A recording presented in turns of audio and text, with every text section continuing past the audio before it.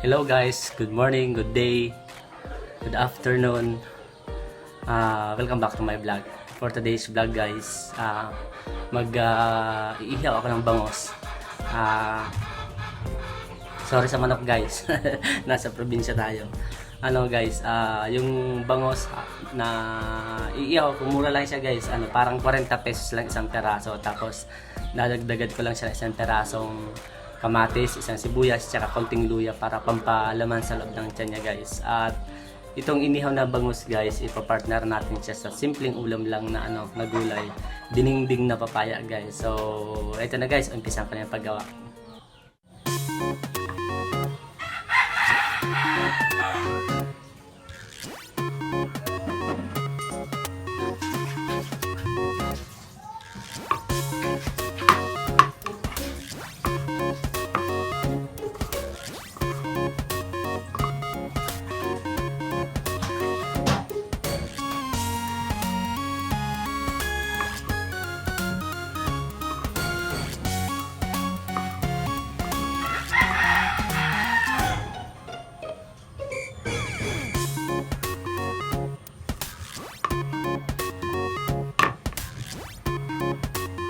Tapos guys, sa luya,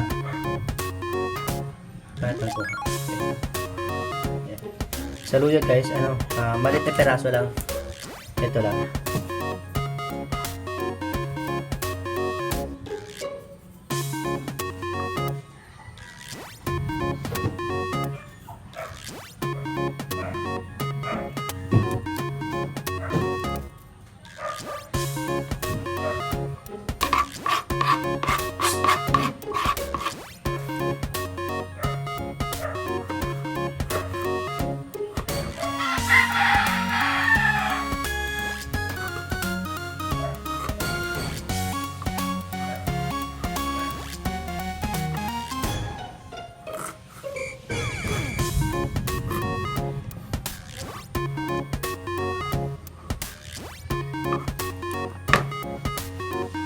Guys, ito na yung ihawin natin ngayong araw na to guys. Isang katamtamang laki ng bangos worth 40 pesos guys. Tsaka sa mixture na ihahalo natin sa loob ng tiyan ng bangos, meron tayong isang perasong kamatis, isang sibuyas, tapos gahin lalaki na guys na luya. Tapos isisison lang natin siya ng asin tsaka MSG, konting asin. Ayan. Tapos MSG. Pinasosyal na bitchin. Ajinomoto. Tapos hahaluin lang natin siya guys.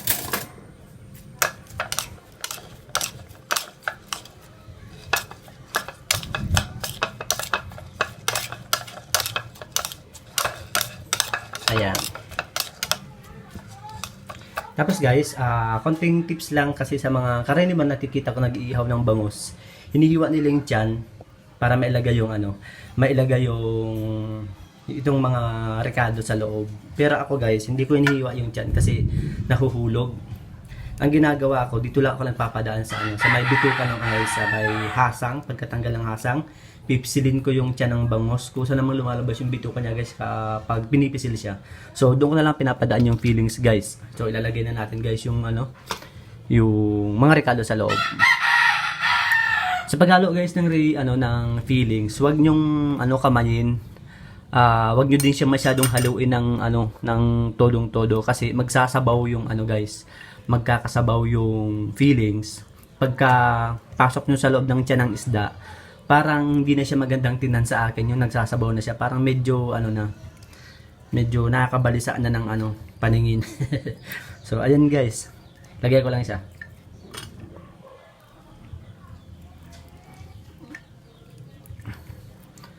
Masarap sana to guys pag kayong ang weather is sunny, tapos kakain ka sa tabing dagat. Masarap tong ganito guys. Siksikin lang natin guys ng maigi. Sakto lang yung sakto lang yung fillings natin. Feelings natin na rekado hindi yung feelings na nararamdaman Iba 'yon. Talo tayo doon. Ayan guys, medyo nakikita nyo guys na napupuno yung tiyan ng bangus.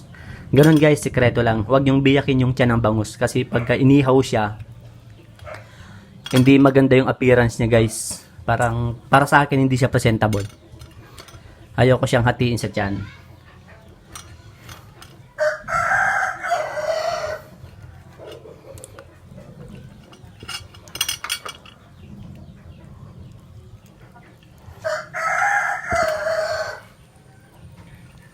Kung gusto nyo pang siksikin guys at ipasok nyo lahat ng hiniwa nyo, okay lang yan. Okay guys, prepared na yung bangus. So maghintay lang tayo ng ilang sandali. Pagkabaga ng ating baga, iihawin na natin siya guys. Guys, at sa dinding naman, meron akong dito ginayat na papaya. Binili ko to guys sa kapitbahay namin. 5 piso isang piraso. Provincial rate guys. Ang mura na. So ginayat ko guys, kalahati lang yung kalahati lang yung ginawa ko kasi pang sabaw lang natin. Iluluto siya ng aking mudrakelas dinengding guys, yung pinakula ang tubig na may bagoong, na may bitchin. Tapos ihahalo na to guys, itong ginata papaya guys. Tapos okay na, pwede siyang kainin. So guys, magpapabaga na ako para mag-ihaw na ako ng bangus at ngayon ay naririnig nyo ang kulog at mga patak ng ulan sa bubong namin. Maulang hapon guys.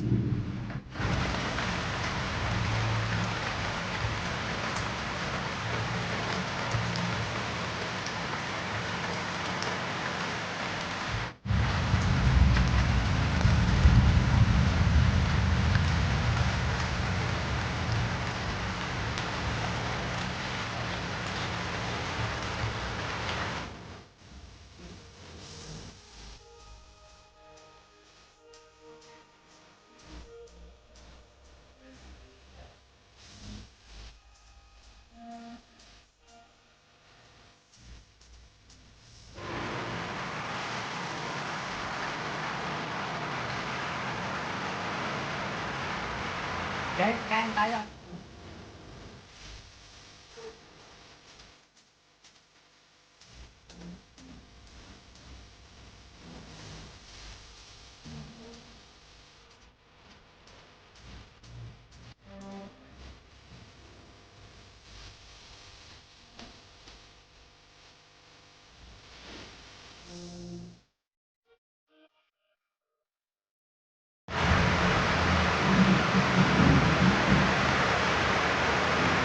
So, ayun guys, sana nagustuhan nyo yung may dumi pa ako sa labi. Sana nagustuhan nyo yung vlog ko ngayong araw na to. Simple life dito sa probinsya namin guys. Tapos, pagkatapos kumain, nagtimpla ako ng kape. Kasi, alam nyo naman yun, coffee is life. So, guys, ang lakas-lakas na naman ng ulan dito sa amin. Until next vlog guys, kung hindi ka pa nakasubscribe, please subscribe my channel and turn on the notification bell and hit the like button. Feel free to comment, drop a comment guys in the comment section. At ngayon guys, hanggang sa susunod, sana panoodin nyo pa ng vlog ko. Bye bye.